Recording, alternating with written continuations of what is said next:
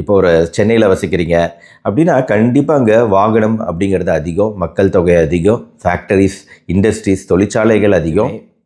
எல்லாருக்கும் வணக்கம்.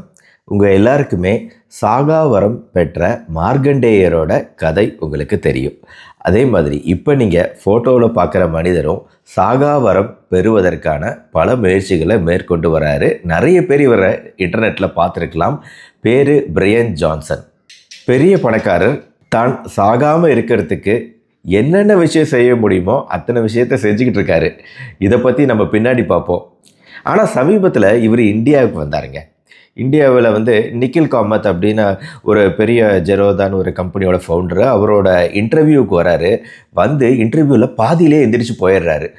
ஏன் எந்திரிச்சு போகிறாருன்னா, மும்பை, பாம்பேயில் அவர் உட்காந்துருக்கக்கூடிய இன்டர்வியூ அறை ரூமா இல்லை அவுட்டோர் ஏரியாவான்னு சரியாக தெரியல. அந்த இடத்துல காற்று மாசுபாடு அப்படிங்கிறது மிக அதிகமாக உணர முடியுது. தன்னோட மூக்கு, தொண்டை பகுதியெல்லாம் எரியுது அப்படின்னு சொல்லிட்டு இன்டர்வியூவை பாதியிலேயே நிறுத்திட்டு இந்தியாவிலேருந்து திரும்பி அமெரிக்காவுக்கு பறந்து போயிட்டாரு.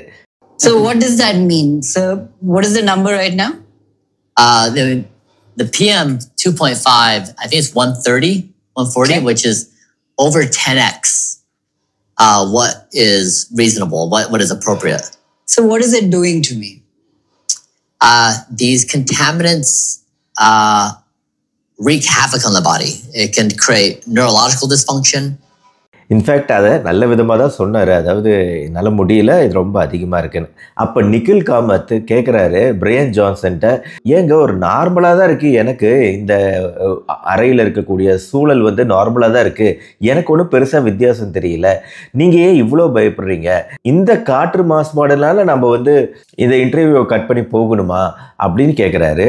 பிரையன் ஜான்சன் சொல்கிறாரு, கண்டிப்பாக இந்த காற்று மாசுபாடு நம்ம கண்ணுக்கு தெரியலைனாலும் பெரிய பிரச்சனையை உண்டாக்கும் அப்படின்னு சொல்லிட்டு அவர் ஒரு ஆராய்ச்சி கட்டுரை பற்றி சொல்கிறாரு. அதாவது எலிகளுக்கு காற்று மாசுபாடு கொண்ட ஒரு விஷயம், ஒரு திரவத்தை கொடுத்து அந்த காற்று மாசுபாடுனால எலிகளுக்கு ஏதாவது பிரச்சனை உண்டாகுதா அப்படிங்கிறத பார்க்குற இந்த ஆராய்ச்சியில் என்ன பண்ணுறாங்கன்னா, நம்ம சுற்றி இருக்கக்கூடிய காற்றிலிருந்து பொல்யூட்டன்ஸ் அப்படின்னு சொல்லக்கூடிய தூசு, துரும்பு எல்லாத்தையும் கலெக்ட் பண்ணி அதை ஒரு லிக்விடு, ஒரு திரவ நிலைமைக்கு கொண்டு போய் அதை எலிகளுக்கு கொடுத்து பரிசோதனை செஞ்சு பார்க்கும்போது எலிகளுக்கு கல்லீரல் அப்படிங்கிறது வீங்குது, கல்லீரல் அப்படிங்கிறது இறுகி போகுது, லிவர் இன்ஃப்ளமேஷன், ஃபைப்ரோசிஸ்.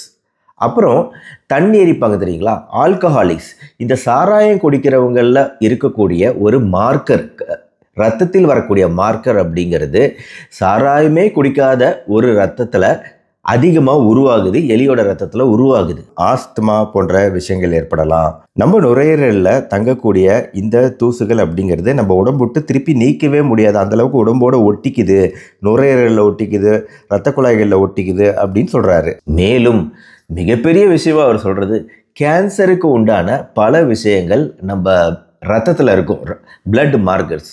இந்த பிளட் மார்க்கர்ஸ் இந்த தூசு துரும்பு காற்றில் இருக்கக்கூடிய மாசுபாடுனால அதிகரிக்குது அப்படிங்கிற ரிசல்ட்டு இந்த ஆராய்ச்சியில் வந்திருக்கு. இதனால் இந்தியர்கள் ஏன் இவ்வளோ லைட்டாக எடுத்துக்கிறாங்கன்னே தெரியல. தங்களை சுற்றி இருக்கக்கூடிய பொல்யூஷன் இவ்வளோ அதிகமாக இருக்குது, மாஸ்க்கு கூட யாருமே போடுறது கிடையாது அப்படின்னு சொல்லிட்டு ரொம்ப ஃபீல் பண்ணிவிட்டு அவர் இந்தியாவை விட்டு போயிட்டார். இப்போது நாம்ளாம் இந்தியாவில் வாழ்ந்துக்கிட்டு இருக்கோம். அவருக்கு ஒன்றும் பிரச்சனை இல்லை.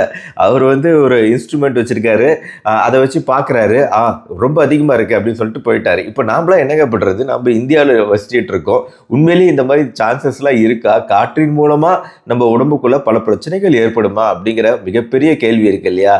அதனால் இன்னைக்கான வீடியோவில் காற்று மாசுபாடு, நம்மளை சுற்றி இருக்கக்கூடிய காற்று மாசுபாடு, அது எவ்வளவு அப்படிங்கிறத எப்படி அளவீடு செய்கிறது, அதற்கான கருவி என்ன, எவ்வளவு நார்மல் லெவல், எவ்வளவு அப்நார்மல் லெவல், எப்படி நம்மளை பாதுகாத்துக்கலாம் அப்படிங்கிற விஷயத்த சொல்ல போகிறேன். கூடவே பிரையன் ஜான்சன் பற்றிய ஒரு சின்ன குட்டி விஷயத்தையும் சொல்லிட்டு ஆரம்பிக்கலாம் அப்படின்னு நினைக்கிறேன். Welcome to our channel doctor Karthikeyan. இந்த பிரையன் ஜான்சன் 1977 பிறந்திருக்காருங்க. அவர் வந்து சில பல கம்பெனிகள் ஆரம்பிச்சாரு. அந்த கம்பெனிகள் ஃபெயிலியர் ஆச்சு. ஆனால் 30வது வயசில் அவர் ஒரு பெரிய கம்பெனி ஆரம்பிச்சாரு. அந்த கம்பெனி ரொம்ப ஃபேமஸ் ஆயிடுச்சு, பிரெயின் ட்ரீ அப்படின்னு சொல்லிட்டு. அது வந்து இன்னைக்கு ஜிபே, கூகுள் பே எல்லாம் பண்ணிட்டு இருக்கோம்ல, அதே மாதிரி ஒரு கம்பெனி தான் அந்த காலத்திலே ஆரம்பிச்சிருக்கிறாரு. ஆரம்பிச்சு அது சக்ஸஸ்ஃபுல்லாக போடுச்சு. அப்புறம் அந்த கம்பெனியை வித்துட்டார். இதன் மூலமா அவருக்கு நல்ல ஒரு கணிசமான பணம் வந்தது. அதுக்கப்புறம் தான் ப்ராஜெக்ட் ப்ளூ பிரிண்ட் அப்படின்னு சொல்லிட்டு தன்னோட வயசையே குறைச்சிக்க போறேன் அப்படிங்கிற ஒரு விஷயத்துக்கு வந்தாரு. இதன் மூலமா தான் இன்னைக்கு அவர் உலகம் முழுக்க ஃபேமஸா இருக்காரு. நீங்களும் அவரை இன்டர்நெட்ல பாக்குறீங்க. இன்னைக்கு வயசு அவருக்கு வெறும் 47 தான். ஆனால் அவரோட பேட்டர்ன் என்ன தெரியுங்களா? நைட்டு 8:30 மணிக்கு தூங்க போயிடுவார், காலையில் 4:30 மணிக்கு எந்திரிச்சிடுவார். 4:30 மணிக்கு எந்திரிச்ச பின்னாடி வரிசையாக பல விஷயங்களை செய்கிறாருங்க. அவர் வந்து டோட்டலாக நான்வெஜ், பால், முட்டை போன்ற விஷயங்கள் சாப்பிட்றது கிடையாது. கம்ப்ளீட்டாக வெஜிடேரியன். காய்கறிகள், பழங்கள், விதைகள், நட்ஸ் வகைகள், பாதாம், பிஸ்தா போன்ற நட்ஸ் வகைகள், இந்த மாதிரி விஷயங்கள் தான் அவரோட டயட்டு. டோட்டலாக 1977 கலோரி அவரோட டயட்டு. இது மட்டும் சாப்பிட்டா அவருக்கு பத்தாது. ஏன்னா டோட்டலாக அவர் வெஜிடேரியன் அப்படிங்கிறதுனால பல சத்துக்களை இழக்கிறதுனால அவர் வந்து சப்ளிமெண்ட்டாக எடுத்துக்கிறாரு. ஒரு நாளைக்கு எத்தனை மாத்திரை எடுத்துக்காரு தெரியுங்களா? 100 மாத்திரை. ஒரு நாளைக்கு 100 சப்ளிமெண்ட் மாத்திரை எடுத்துக்கிறாரு, தனக்கு தேவையான சத்துக்களை உடம்புக்கு கொடுக்கறதுக்கு. ரொம்ப கிரேசியாக இல்லை? இன்னும் நிறைய இருக்கு. அவரோட மகன்கிட்ட இருந்தே 6 மாசத்துக்கு ஒரு தடவை பிளட் டிரான்ஸ்ஃபியூஷன், பிளாஸ்மா தெரப்பி அப்படிங்கிற ஒரு விஷயத்த பண்ணிக்கிறாரு. இப்போ அதை நிறுத்திட்டாரு. ஃபர்ஸ்ட் வந்து இதை பிளாஸ்மா மகன்கிட்ட இருந்து 6 மாசத்துக்கு ஒரு தடவை பெறப்படுவதனால தன் உடம்புக்குள்ள பல மாற்றங்கள் நிகழும் அப்படின்னு நம்பினாரு. ஆனால் அதுக்கப்புறம் ஆராய்ச்சி எவிடன்ஸ் இல்லைன்னு சொல்லிட்டு நிறுத்திட்டாரு. இன்னும் அதை ஃபாலோ பண்ணுறாரான்னு தெரில. பட் சும்மாவே வந்து தன்னோட ரத்தத்தை பியூரிஃபை பண்ணுறதுக்கு, சுத்தப்படுத்துறதுக்கு தன்னோட சொந்த மகன்கிட்ட இருந்தே ரத்தத்தை வாங்குறது அப்படிங்கிறது 2வது ஸ்ட்ராட்டஜி. 3வது பல்வேறு விதமான பயிற்சிகள். டெய்லி காலையில் 4:30 to 5 எந்திரிச்சாலும் அவர் வந்து 11 மணிக்குள்ள தன்னோட உணவுகள் ஃபுல்லாகவே முடிச்சிடுறாரு. அதுக்கப்புறம் வேற எதுவுமே சாப்பிட்றதில்ல. 11 மணிக்கு அப்புறம் நைட் 8:30 மணிக்கு ஷார்ப்பாக தூங்க போயிடுறேங்கிறாரு. இடைப்பட்ட நேரத்தில் நிறைய எக்ஸசைஸ், பயிற்சிகள், பல விஷயங்களை பண்ணுறாரு. ஆக மொத்தம் அவர் இதுக்காக செலவு பண்ணக்கூடிய தொகை அப்படிங்கிறது கிட்டத்தட்ட வருஷம் 20 கோடி செலவு பண்ணுறாரு. வருஷம் 20 கோடியா சார் அப்படின்னீங்கன்னா, அவர் நான் முன்னாடி சொன்னா இல்லையா, ஒரு கம்பெனியை டெவலப் பண்ணி வித்தாரு அப்படின்னு. அந்த கம்பெனியை விட்டுறதன் மூலமாக அவருக்கு 300 மில்லியன், கிட்டத்தட்ட 2600 கோடி ரூபாய் கிடைச்சிது. அதனால் அவருக்கு ஒன்றும் பண பிரச்சனையெல்லாம் கிடையாது. அவரோட வீடியோஸ் பார்த்தீங்கன்னா நிறைய இன்ட்ரெஸ்டிங்காக இருக்கும். டெய்லி காலையிலேருந்து நைட் வரைக்கும் என்ன பண்ணுறேன் அப்படிங்கிறதெல்லாம் யூடியூப்பில் போட்டுட்ருக்காரு. ஸோ அந்த யூடியூப்பை டெவலப் பண்ணுறதுல தான் அவர் இந்த மாதிரி நிறைய பேட்டிகள், நிறைய பேருக்கு பேட்டி கொடுத்துருக்கிறாரு. நானும் சில பேட்டிகள்லாம் பார்த்துருக்கேன். அதில் ரீசெண்டாக இந்த நிகில் காமத் அப்படின்னு இந்தியாவுக்கு வந்து பேட்டி கொடுக்கும்போது தான் இந்த நிகழ்வு நிகழ்ந்திருக்கு. நிறைய ஹெல்த் டாபிக் விஷயமா பல விஷயங்கள் பேசுகிறாரு. இப்போ காற்றில் வந்து அவ்வளோ பெரிய பிரச்சனை இருக்குங்களா இந்தியாவில்? முக்கியமான கேள்வி. காற்று பொறுத்த வரைக்கும் 4 விஷயங்கள் நம்ம பார்க்கணும். PM1, PM2.5, PM10, VOC அப்படின்னு சொல்லுவோம். பர்டிகுலேட் மேட்டர் அப்படின்னு சொல்லுவோம். PM அப்படின்னா அதாவது அந்த தூசோட சைஸ் எவ்வளோ அப்படிங்கிறது. இப்போ பர்டிகுலேட் மேட்டர் 2.5 தான் பொதுவாக நம்ம எல்லாருமே கவனிக்க வேண்டிய ஒரு விஷயம்.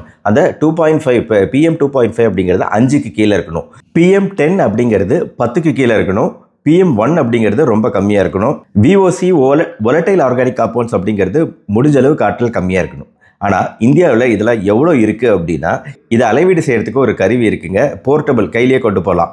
பல கருவிகள் இருக்குது. அதில் ஒன் ஆஃப் த திங் இந்த கருவி அட்மோ டியூப்னு. இதில் வந்து உங்களுக்கு சரியான அளவீடுகள் கிடைக்குது. உங்களை சுற்றி காற்றில் இருக்கக்கூடிய மாசோட அளவு எவ்வளோ அப்படிங்கிறது. அதன்படி பார்க்கும்போது இந்தியாவில் நார்மலாகவே PM2.5 அப்படிங்கிறது 50க்கு மேலே இருக்குதுங்க.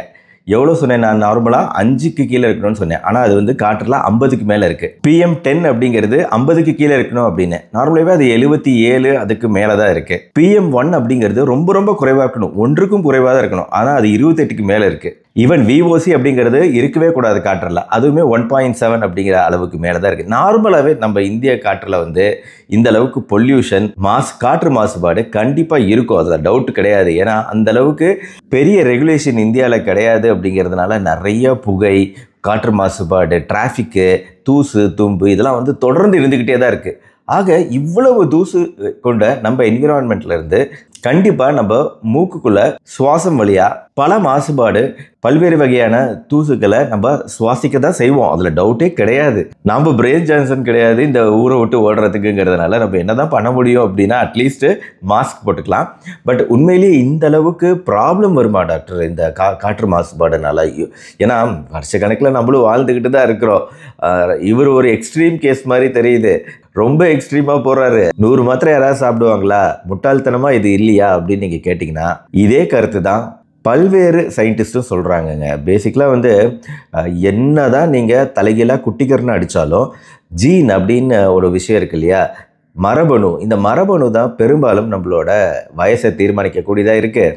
அதனால் இவர் என்ன தான் வந்து இப்படி 100 மாத்திரைகள் சாப்பிட்டு தொடர்ந்து உடற்பயிற்சிகள் செய்து தன்னை பார்த்துக்கிட்டாலும் இப்போ அவருக்கு வயசு என்னவோ 47 தான். இன்னும் சில காலம் நம்ம பொறுத்து பார்க்கணும் எந்த அளவுக்கு இவர் சக்ஸஸ்ஃபுல்லாக வர முடியும் அப்படிங்கிறத நம்ம பார்க்கணும். இப்போ எந்த கமெண்ட்டும் சொல்ல முடியாது. அவர் ட்ரை பண்ணுறாரு, அவர் வழியில் போயிட்டுருக்கிறாரு, அதை வந்து மக்களுக்கு காமிச்சிக்கிட்டு இருக்கிறாரு. ஆனால் இது ஒரு ஆரோக்கியமான ரோல் மாடல் மாதிரி எனக்கு தெரியல. பர்சனலாக வந்து கண்டிப்பாக நான் வந்து இதை ரெக்கமெண்ட் பண்ண மாட்டேன். இந்த அளவுக்கு நம்ம ஸ்ட்ரிக்டாக இருக்கணுங்கிற அவசியம் கிடையாது அப்படிங்கிறது தான் என்னோட கருத்து. உங்களோட கருத்து என்ன அப்படின்னு தெரியல. அதே மாதிரி ரொம்ப எக்ஸ்ட்ரீமாக அவர் இருக்கிறதுனால பல விஷயங்களை எடுத்து இதை டைரெக்டாக அப்ளை பண்ணி பார்க்குறாரு வாழ்க்கைக்கு. நான் என்ன சொல்லுவேன்னா, இந்த காற்று மாசுபாடு பொறுத்த வரைக்கும் ஒருவேளை நீங்கள் இருக்கக்கூடிய இடம், இப்போ ஒரு சென்னையில் வசிக்கிறீங்க அப்படின்னா கண்டிப்பாக அங்கே வாகனம் அப்படிங்கிறது அதிகம், மக்கள் தொகை அதிகம், ஃபேக்டரிஸ், இண்டஸ்ட்ரீஸ், தொழிற்சாலைகள் அதிகம், புகை அதிகம், மாசுபாடு கண்டிப்பாக அதிகம். பெரிய பெரிய மெட்ரோ சிட்டிஸில் கண்டிப்பாக மாசுபாடு மிக மிக அதிகம். கிராமங்களில் கண்டிப்பாக அது குறைவாக தான் இருக்கும். மெயினாக வாகன புகை தான் மெயினான ஒரு பிரச்சனை. இன்னொன்று தொழிற்சாலை புகை.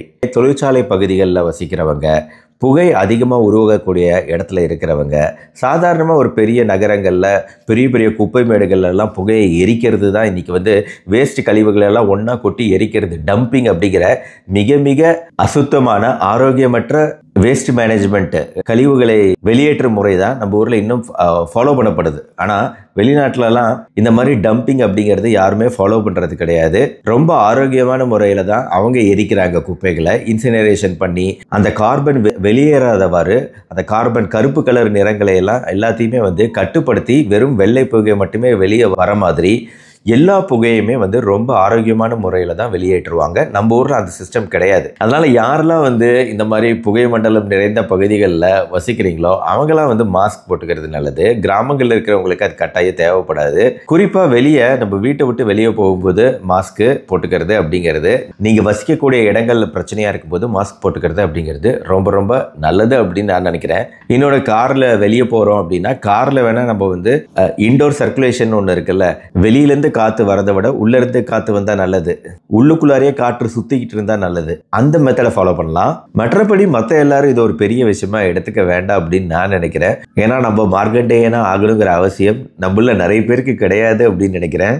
இன்ஃபேக்ட் நிறைய பேர் இந்த பிரெயின் ஜான்சன் பற்றி பேசணும்னு சொல்லி கேட்டிருந்தீங்க. அவங்களுக்குலாம் இதை ஷேர் பண்ணுங்கள். ஏன்னா நிறைய பேர் அவரை பற்றி வீடியோ பார்க்குறாங்க. காற்று மாசுபாடு ஒரு முக்கியமான ஃபேக்டர் இங்கே நம்ம கவனிக்க வேண்டியது. பிரெயின் ஜான்சன் மூலமாக ஒரு நல்ல கருத்து மக்களுக்கு போய் சேரணும்னா அது இப்படி போய் சேரட்டுமே அப்படின்னு தான் ரெண்டையும் மிக்ஸ் பண்ணி நான் ஒரு வீடியோ வெளியிட்டிருக்கேன். அதனால் வீடியோ பிடிச்சிச்சுன்னா லைக் பண்ணி உங்கள் ஃப்ரெண்ட்ஸ் ரிலேட்டிவ்ஸ்க்கு ஷேர் பண்ணுங்கள். மறுபடியும் நாளைக்கு இன்னொரு இன்ட்ரெஸ்டிங்கான மருத்துவ தகவலோடு உங்களை மீட் பண்ணுறேன். நன்றி, வணக்கம்.